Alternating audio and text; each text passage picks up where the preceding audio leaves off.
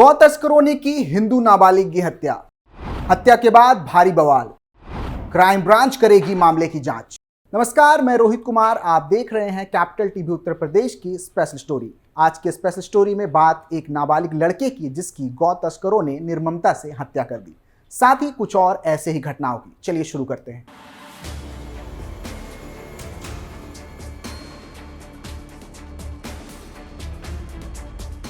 गौ सेवा हिंदुओं में सर्वोपरि माना जाता है, लेकिन इन दिनों जिस प्रकार से गौ हत्या देखने को मिल रही है, साथ ही जिस प्रकार गौ सेवा से जुड़े हिंदुओं की हत्या की जा रही है, वो डराने और चौंकाने वाली है।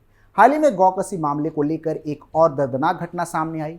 घटना हरियाणा के फरीदाबाद की बताई जा रही है, जहां गौ तस्करों ने नाबालिग दीपक की हत्या कर दी और शव को दफना दिया। मृतक के परिवार ने आरोप लगाया है कि दीपक ने इन मुस्लिमों को गौकसी करते हुए देखा था, इसलिए उसे मार दिया गया। अभी इस मामले में पुलिस ने 3 आरोपियों को गिरफ्तार किया है। जानकारी के अनुसार 29 फरवरी 2024 को फरीदाबाद के अरुआ गांव का रहने वाला 17 वर्षीय दीपक अपने घर से गायब हो गया था। दीपक के भाई अर्जुन ने बताया कि वह शाम को घर से निकला था, लेकिन जब काफी देर तक नहीं लौटा तो घर वालों ने उसकी तलाश चालू की। हालांकि दीपक का कोई सुराग नहीं लग सका। इसके बाद पुलिस ने इस मामले में जांच चालू की। इस मामले में पुलिस को पास के ही गांव के एजाज, सुहान और शाबिर पर शक हुआ। इन तीनों को गौतम बुद्ध नगर के दनकौर से पुलिस ने हिरासत में लिया। उनसे पुलिस ने पूछताछ की तो पता चला कि उन्होंने दीपक की हत्या कर दी है। इस पूछताछ के दौरान आरोपियों ने पुलिस को बताया कि उन्होंने शव को यमुना नदी में फेंका है। हालांकि जब नदी में शव नहीं मिला तो दोबारा पूछताछ हुई। इसमें उन्होंने स्वीकार किया कि उन्होंने दीपक का शव एक गड्ढे में दफनाया है। यह शव बाद में पुलिस ने काफी खराब अवस्था में बरामद किया। इससे लग रहा था कि शव पर तेजाब डालकर पहचान मिटाने की कोशिश की गई थी। इसके अलावा दीपक की हत्या के बाद उसके हाथ, पांव और दांत भी तोड़ दिए गए थे। दीपक के परिजनों का कहना है कि दीपक ने एजाज को उसके परिजनों समेत खेतों की तरफ गौकसी करते हुए देख लिया था। दीपक किसी को यह बात बता ना दे, इसके लिए एजाज ने सबीर और सुहान के साथ मिलकर उसकी हत्या कर दी। इस हत्या को लेकर अरुआ गांव में पंचायत भी बुलाई गई थी। इस पंचायत में इन तीनों गिरफ्तार आरोपितों के अलावा और भी लोगों को गिरफ्तार करने की मांग की गई। इनके नाम भी दिए गए। पंचायत में जिन लोगों के नाम दिए गए हैं वह सभी मुस्लिम हैं। पंचायत में लगभग 15 और लोगों को गिरफ्तार करने की मांग की गई है। पुलिस ने बताया कि जिन आरोपितों को दीपक हत्याकांड के संबंध में पकड़ा गया है वह इसका दूसरा कारण बता रहे हैं। छायांसा थाने के पुलिस अधिकारी ने बताया है कि आरोपितों का कहना है कि दीपक उनकी बहन से बातचीत करता था, इसलिए उसकी हत्या कर दी गई। अब इस पूरे मामले की जांच पुलिस से होकर क्राइम ब्रांच को दे दी गई है, ताकि मामले की जांच में कोई कोताही ना बरती जाए। बता दें कि यह कोई पहला मामला नहीं है जब गौ तस्करों ने किसी हिंदू और गौ सेवा से जुड़े किसी व्यक्ति की हत्या कर दी हो। हाल ही में एक ऐसा ही मामला छत्तीसगढ़ से सामने आया था, जहां 6 मुस्लिमों ने बीते माह एक गौ सेवक साधराम यादव की छत्तीसगढ़ के करवधा में हत्या कर दी थी, जिसको लेकर खूब बवाल देखने को मिला। जिसके बाद से ही छत्तीसगढ़ के मुख्यमंत्री Vishnudeo Sai full action mode में नजर आए थे और इस हत्या को लेकर बड़ी घोषणा कर दी थी। सीएम विष्णुदेव साय ने इस हत्या की जांच एनआईए को सौंपने का फैसला किया था। साय ने कहा था कि पिछले दिनों साधराम यादव की निर्दयता से हत्या कर दी गई। उनकी किसी से दुश्मनी नहीं थी, फिर भी उनकी गला रेत कर हत्या कर दी गई। इस घटना की जितनी निंदा की जाए उतना ही कम है। सीएम साय ने जांच को लेकर कहा था कि इस पूरे मामले को एनआईए को सौंपा जाएगा, ताकि इसकी तह तक जाया जा सके।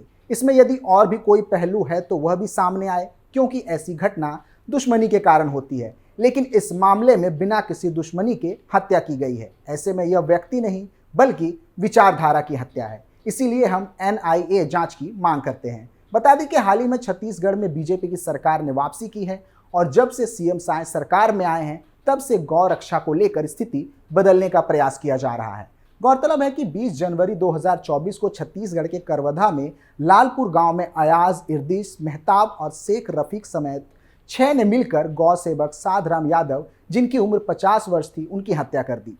जानकारी के अनुसार हत्यारे 22 जनवरी 2024 को होने वाले राम मंदिर प्राण प्रतिष्ठा को लेकर दहशत फैलाना चाहते थे। आरोपितों ने साधराम यादव से पहले भी जानबूझकर विवाद किया था और दोबारा मौका मिलते ही सर तन से जुदा नारे लगाते हुए गौ सेवक साधराम यादव की हत्या कर दी थी। उनकी हत्या के बाद करवदा में लोगों का गुस्सा भड़क उठा। इसके बाद प्रशासन ने कार्रवाई करते हुए आरोपितों को पकड़ने के साथ ही इनके घरों पर बुलडोजर भी चलाया। हत्या करने वाले अयाज और इर्दीस का आतंकी कनेक्शन भी सामने आया था।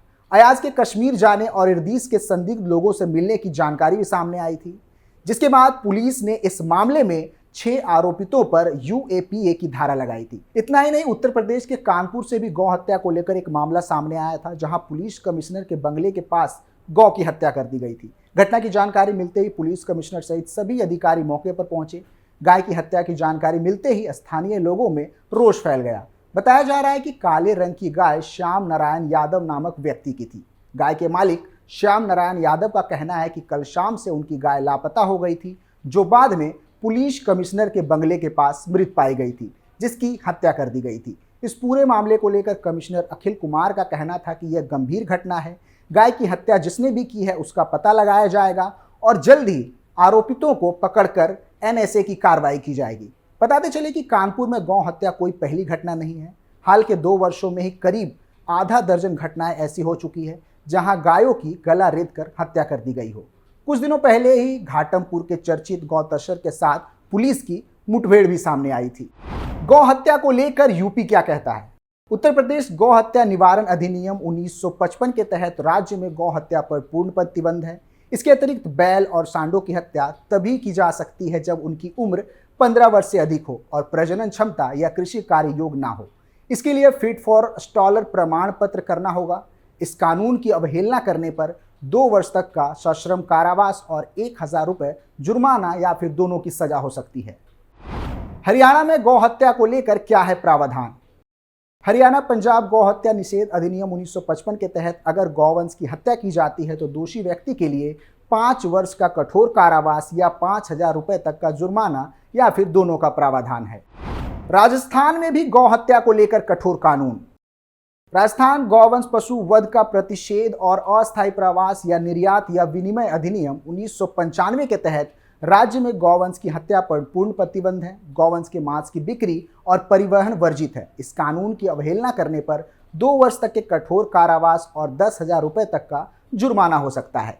इसके अलावा मध्य प्रदेश और महाराष्ट्र में भी गौ हत्या और तस्करी को लेकर कठोर कानून बनाए हुए हैं। मध्य प्रदेश कृषि पशु संरक्षण अधिनियम 1959 के तहत गाय का बछड़ा, बैल और भैंस के बछड़े की हत्या वर्जित है। इसके अतिरिक्त बैल और सांडों की हत्या तभी की जा सकती है जब मवेशी 15 वर्ष से अधिक उम्र का हो या कृषि कार्य तथा प्रजनन में अयोग्य हो। अगर इस कानून की अवहेलना की जाती है तो संबंधित व्यक्ति को अधिकतम 3 वर्ष तक की कैद और 5,000 रुपये तक का जुर्माना हो सकता है। इसके साथ ही महाराष्ट्र में भी पशु संरक्षण अधिनियम 1976 के तहत राज्य में गौ हत्या पर पूर्ण प्रतिबंध है। बैल और भैंसों की हत्या की अनुमति तभी दी जा सकती है जब मवेशी प्रजनन और अन्य कार्यों में अक्षम हो। इसके लिए भी फिट फॉर स्टॉलर प्रमाण पत्र प्राप्त करना होगा। नियम की अवहेलना करने पर अधिकतम 6 महीने की कैद और 1000 रुपये तक का जुर्माना दिया जा सकता है।